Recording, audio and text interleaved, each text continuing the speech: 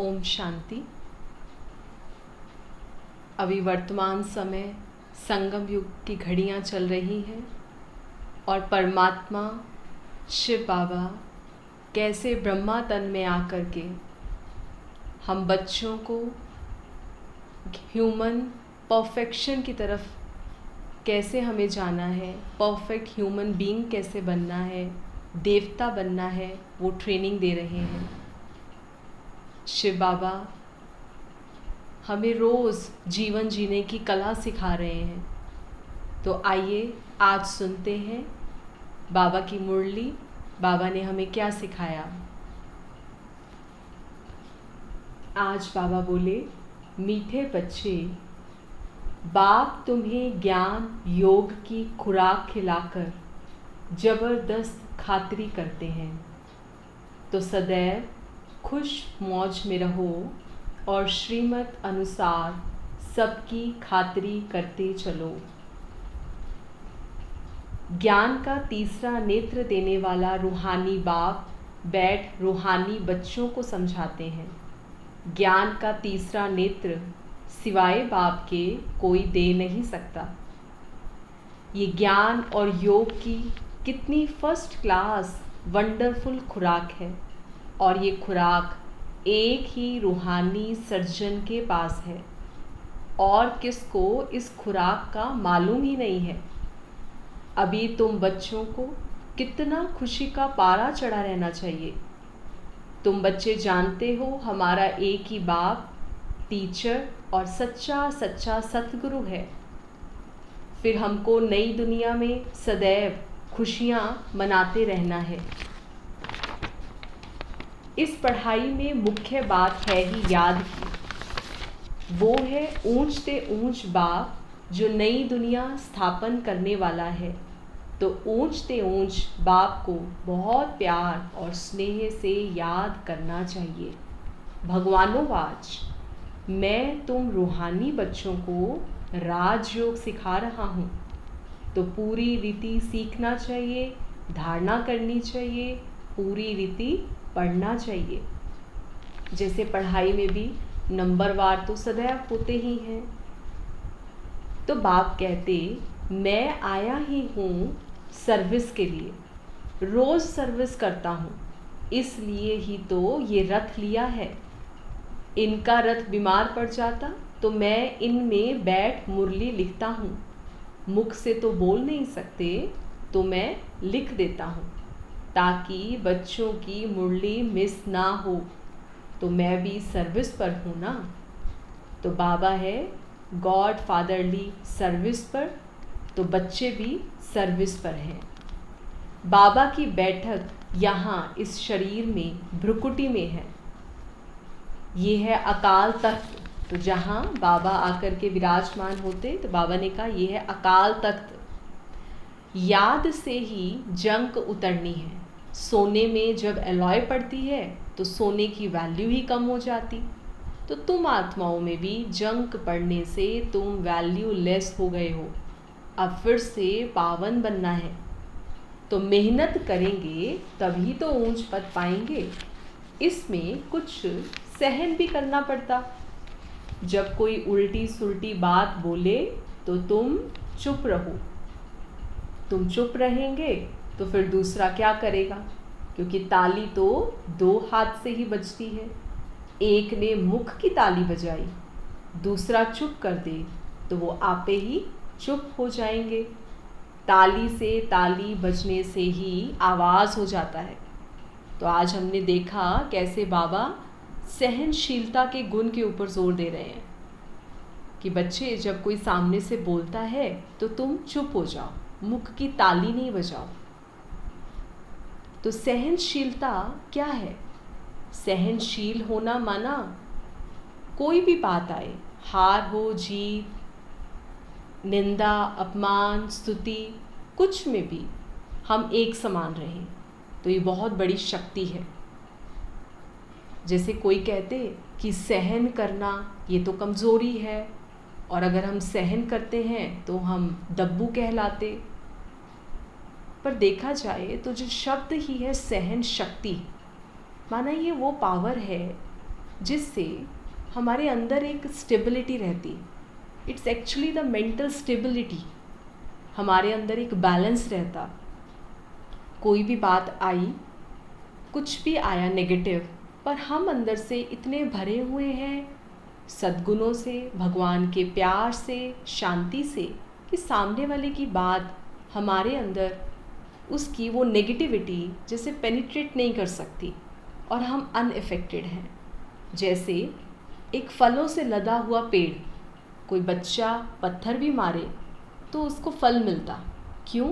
क्योंकि पेड़ के पास फल हैं और बहुत सारे हैं, वो भरा हुआ है। ऐसे ही जब आत्मा बाबा के प्यार से, परमात्मा प्यार से इतना अंदर भर जाती, तो चाहे कोई कैसा भी हमारे साथ करे तो हम उसका भला करने की ताकत रखते हैं। क्योंकि कलयुगी समाज ने तो हमें बुरे के साथ बुरा करना ही सिखाया है। और शिव बाबा जिसने हमें राजयोग की विद्या दी है, जो ये हमारा राजयोगी लाइफस्टाइल है, ये हमें सिखाता कि बुरे के साथ भी हमें भला करना है। तो सहनशीलता का जो ये गुण है, ये कितनी महान शक्ति है। इतिहास में देखें तो जिन्हों को भी आज हम महान आत्मा कहकर याद करते, चाहे वो महात्मा गांधी, महात्मा बुद्ध हुए, जो भी ऐसी आत्माएं हुई, उन्होंने सहन किया। जैसे एक बार महात्मा बुद्ध एक पेड़ के नीचे बैठे हुए प्रवचन कर रहे थे। उतने में एक व्यक्ति आया और 1 घंटा उनको कुछ बहुत अपशब्द बोलता रहा। महात्मा बुद्ध एकदम शांत रहे। उस व्यक्ति ने कहा, आपने सुना मैंने आपको इतनी देर से क्या बोला? तो बहुत प्यार से महात्मा बुद्ध कहते हैं कि तुमने जो भी पिछले इतनी देर से बोला, उसमें से मेरे काम का कुछ नहीं था, इसलिए मैंने उसमें से कुछ भी नहीं लिया, तो वो तुम्हारे पास ही है। तो वो व्यक्ति समझता है कि अगर इन्होंने नहीं लिया तो वो मेरे पास ही है, माना जो मैं गाली दे रहा था वो तो मेरे ऊपर ही लगी। वो बहुत शर्मिंदा हुआ और उसी वक्त से उनका एक अनन्य शिष्य बन गया। तो हम देखते हैं कि हमारे अंदर की सहन शक्ति ये कब इमर्ज होती, जब हमारे अंदर क्षमा भाव है, प्यार है। तो महात्मा बुद्ध के अंदर मानवता के लिए क्षमा भाव और प्यार था। तो देखते हैं कि कैसे ये सहनशीलता का गुण, ये हमारे अंदर का गुण जो लगता कि हम झुक रहे हैं, लेकिन असल में हम अपने सद्गुणों से सामने वाले को भी झुका देते हैं। जैसे गुरु नानक देव जी ने भी कहा है कि हमें दूब जो घास होती है उसकी तरह होना चाहिए। उनकी पंक्तियां हैं, नानक नन्हे होके रहिए जैसे नन्ही दूब, बड़े पेड़ गिर जाएंगे दूब खूब की खूब। माना बाग बगीचे में लगी हुई दूब जो घास है वो इतनी लचीली होती कि कितने ही लोग उसके ऊपर चलते भी रहते तो भी वो हरी भरी रहती और ही बढ़ती रहती। और बड़े बड़े सख्त पेड़ एक आंधी तूफान आने से धराशायी हो जाते।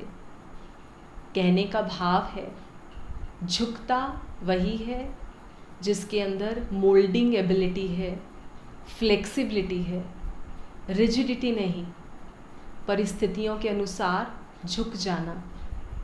और ये झुकना ही हमारी बहुत सारी शक्तियों को बचा देता। जैसे बहता हुआ पानी है और उसके सामने चट्टान आती, तो वो पानी क्या करता, क्योंकि उसका एक लक्ष्य है, उसको आगे बढ़ना है, सबकी प्यास बुझानी है, धरती को हरा भरा रखना है, तो वो पानी चट्टान से संघर्ष किए बिना ही 2 रास्तों में बट जाता और चट्टान क्रॉस होने पर फिर से मिल जाता। तो ऐसे ही हम ये नहीं कह सकते कि पानी में वो ताकत नहीं है, लेकिन वो जानता है कि कहाँ, कब, कितना अपनी शक्तियों को मुझे यूज़ करना है। नहीं तो पानी में ताकत है बड़ी बड़ी चट्टानों को भी चूर करने की। ऐसे ही चुप रह करके बात को वहीं पर ही ख़त्म कर देना एक बहुत बड़ी ताकत है। चुप रहकर अपनी शक्तियों को, गुणों को बचा लेना, इसी में ही हमारी भलाई है। क्योंकि शिव बाबा हमको शक्तियाँ कैसे अपने अंदर अर्जित करनी है वो सिखा रहे हैं। तो ऐसे छोटी छोटी बातों में हमें अपनी शक्तियाँ लीक नहीं होने देनी है। ये झुकना जैसे कि उड़ने समान है। बहुत सुंदर हम इसको समझ सकते हैं एक तरीके से कि जैसे कोई चीज़, कोई बोझ है और उसको उतारने के लिए हमें थोड़ा झुकना पड़ता है, ऐसे ही जन्म जन्मांतर से आत्मा के ऊपर भी जो बोझ चढ़ गए हैं, अगर कोई भी बात सामने आती और हम अंदर से स्टेबल रहते हुए थोड़ा बाहर से झुक भी जाते, तो हमारे ऊपर के बोझ धीरे धीरे उतरने शुरू हो जाते। माना हमारे कर्मों के हिसाब किताब क्लियर होने लग जाते। कहते भी हैं, झुकता वही है जिसमें जान होती है, अकड़े रहना तो मुर्दों की पहचान होती है। माना सहन करना एक आंतरिक शक्ति को सिंबलाइज कर रहा है। अगर हम देखें, कई लोग कहते हैं कि अगर हम गलत हों तब तो हम सहन भी करें, पर हमने गलती की ही नहीं है। देखिए, किसी ने चोरी की हो और कोई उसे चोर कहे तो उसमें तो सहन करने का सवाल ही नहीं पैदा होता। सवाल तो तब आता सहनशीलता का जब हमने कुछ नहीं किया है और कोई हमारे ऊपर झूठा आरोप लगा रहा है। वहीं तो सहनशीलता का हमें पेपर देना था, और उस मोमेंट पर भी हम सामने वाले के लिए हमारे मन में एक श्रेष्ठ भाव रहे। इसी को ही सहनशीलता कहते। हमारी दादी प्रकाश मणि जी हमेशा कहते थे, हार मनी माना हार मानी। किसी भी संगठन में एकता बनाए रखने के लिए अगर हम थोड़ा झुक जाते हैं तो हमारे रिश्तों में एक बहुत सुंदर मधुरता आ जाती, हमारे संबंध बहुत अच्छे हो जाते। मूर्तिकार भी मूर्ति बनाता है तो वह हथौड़ा और छेनी से पत्थर को कितना चोट लगाता, तो वो पत्थर एक सुंदर मूर्ति के रूप में हमारे सामने जब आ जाता तो वो पूजनीय बन जाता। माना परिस्थितियाँ आती हैं तो आने वाली परिस्थिति में भी हम खुश रहें, क्योंकि जब भी कोई प्राप्ति होती है तो प्राप्ति में सहन करना इजी लगता है। जैसे एक दुकानदार देर रात तक भी अगर दुकान खोल करके बैठा है क्योंकि उसको मालूम है कि कमाई हो रही है, तो वो सहन करता है। ऐसे ही जब हमें समझ आता कि कोई भी बातें हमारे जीवन में आ रही हैं तो हम दुखी ना हो, बल्कि ये समझें कि हमारे पुराने हिसाब किताब चुकता हो रहे हैं, तो इस तरह से हम आगे बढ़ सकते हैं। कई बार देखा जाता कि सहन करने में हमारा ईगो सामने आ जाता, हमारा अहम भाव।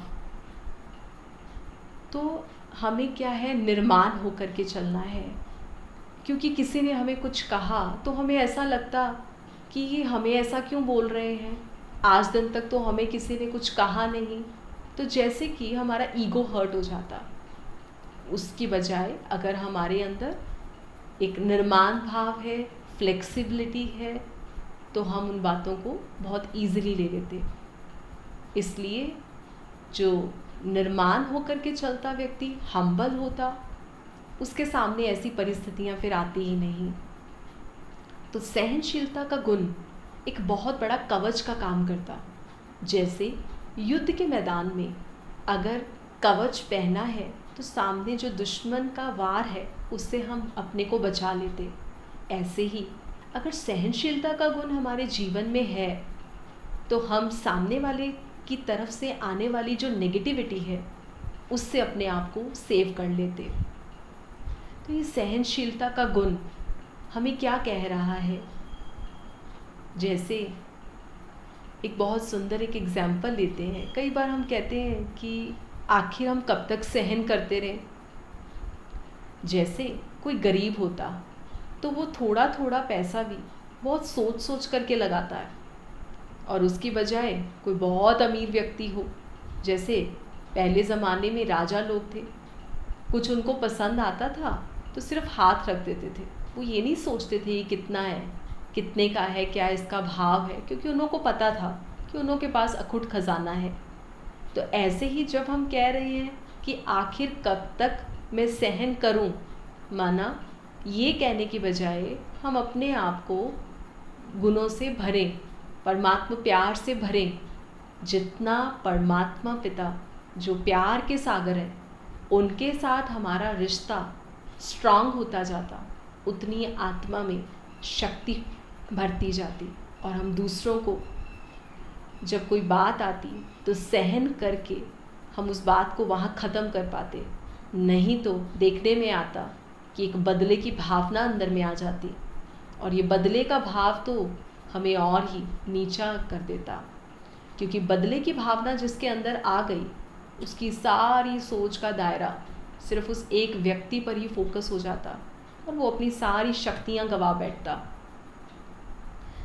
बदला शब्द ही हमें क्या मैसेज दे रहा है? बद प्लस ला।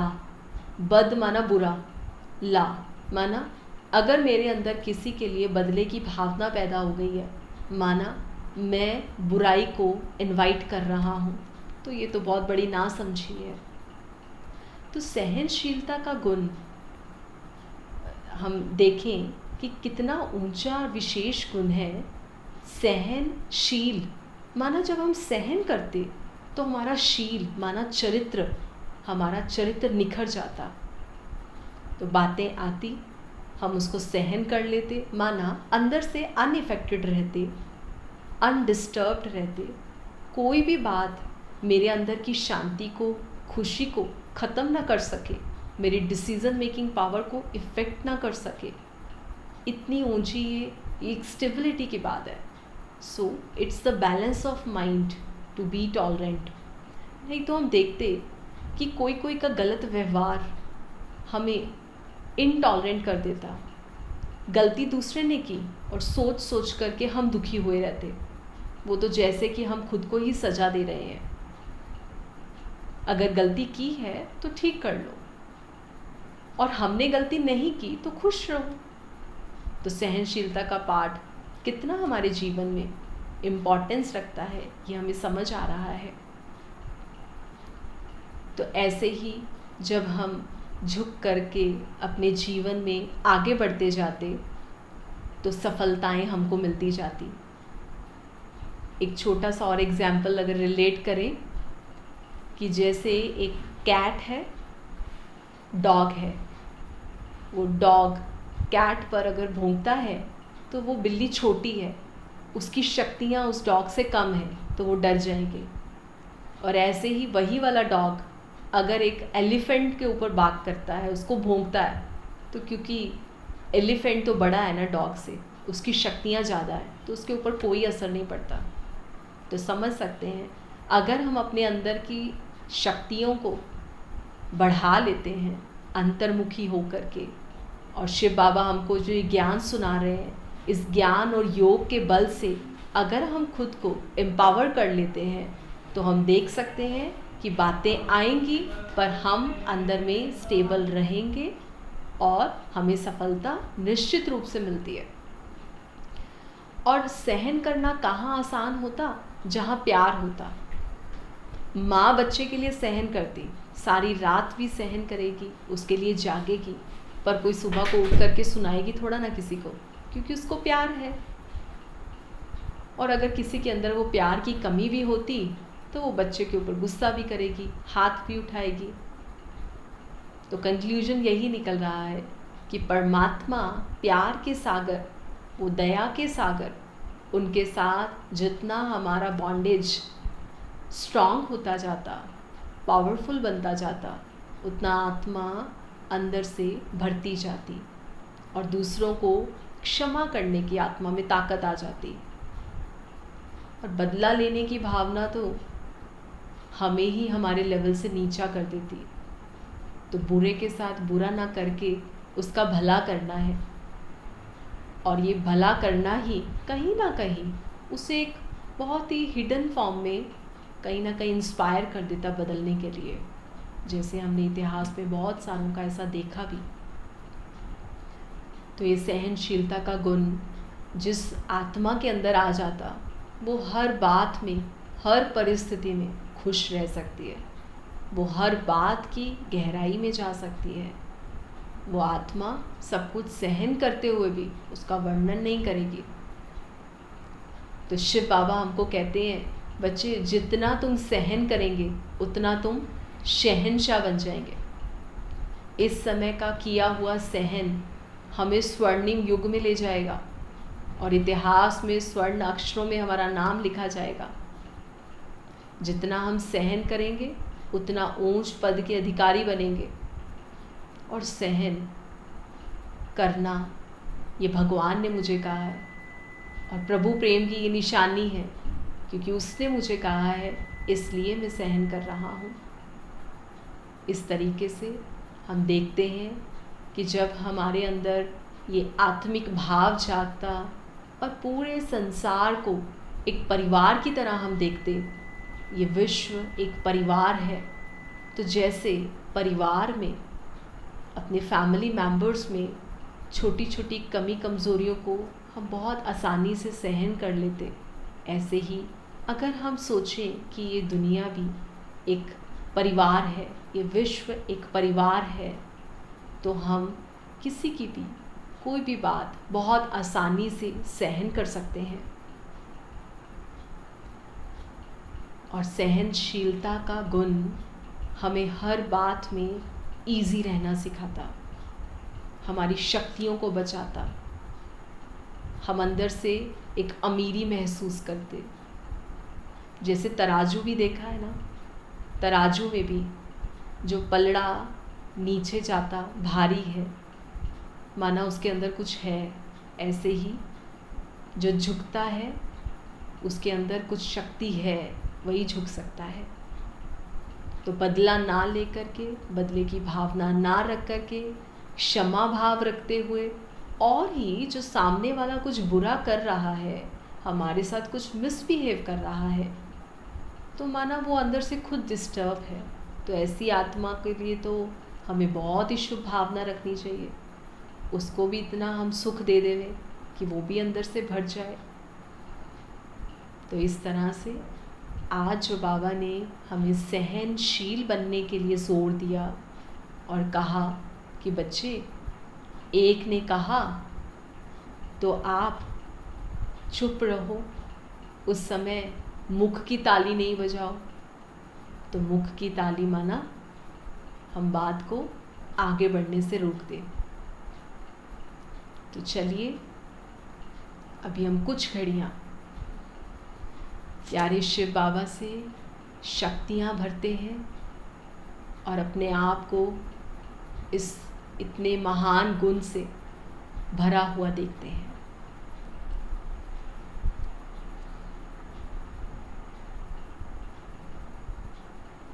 ले आए अपना ध्यान मस्तक के बीच चमकती हुई ज्योति पर। मैं माथे में चमकता हुआ सितारा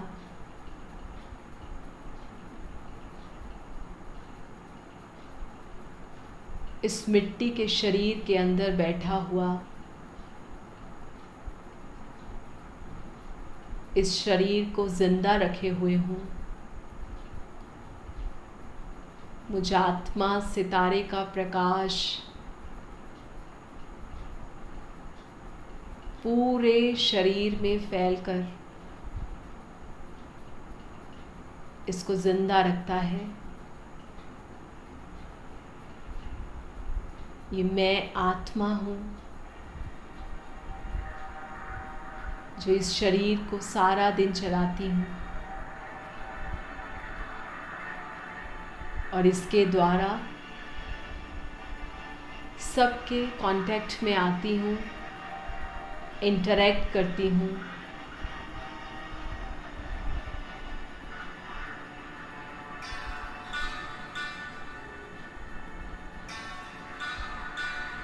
नीले आसमान से पार वो परमात्मा की ज्योत, परम पिता प्यारे शिव बाबा मुझे देख रहे हैं और मैं सितारा यहाँ मस्तक के बीच चमकता हुआ अपने बाबा को देख रहा हूँ।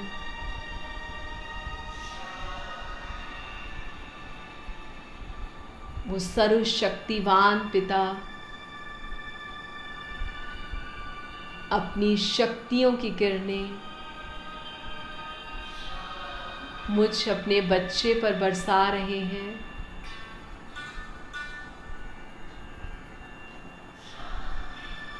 धीरे धीरे वो शक्तियों रूपी किरणें मेरे अंदर समाती जा रही हैं। मेरा बाबा ऑलमाइटी फादर, सर्वशक्तिवान पिता, और मैं उनका बच्चा मास्टर सर्वशक्तिवान,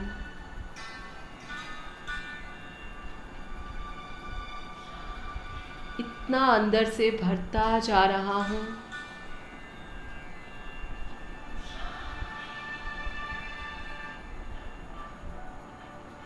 एक भरपूरता की मुझे फीलिंग आ रही है और परम धाम से शिव बाबा का ये प्रकाश, ये किरणें मुझ पर उतर उतर कर जैसे मेरे आसपास एक सुरक्षा कवच बनाती जा रही है।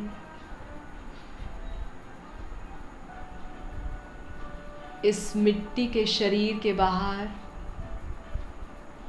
एक सुरक्षा कवच बन गया है और मैं इसमें एकदम सुरक्षित हूँ।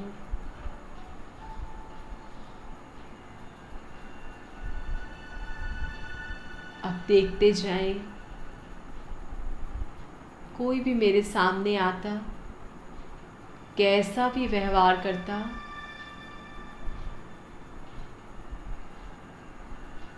किसी की कोई भी नेगेटिविटी इस कवच को पार नहीं कर सकती। मैं अंदर सुरक्षित हूँ,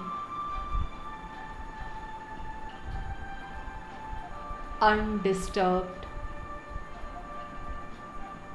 पीसफुल।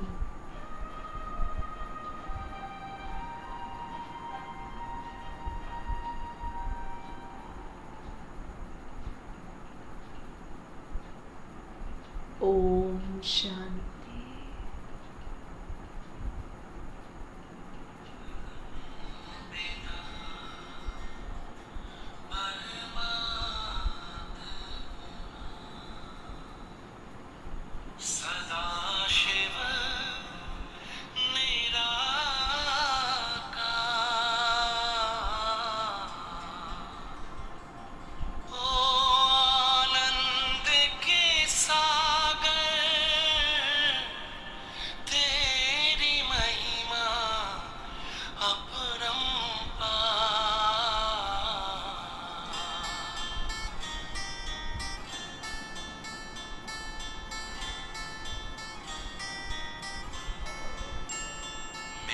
परम पिता परमात्मा,